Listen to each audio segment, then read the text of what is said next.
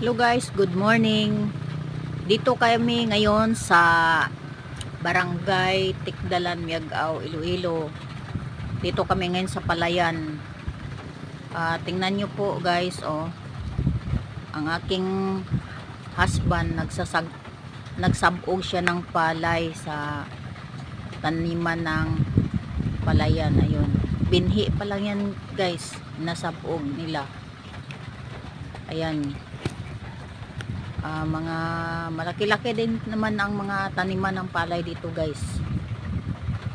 Yan, nakikita nyo ang lugar dito sa amin guys. Yan, magaganda yung mga view. At ang aking anak, yon ang nagkakanal doon, no? Maya naman po guys, ako naman din ang magkakanal din doon sa dulo. Ayan, kumukuha lang po ako ng video dito.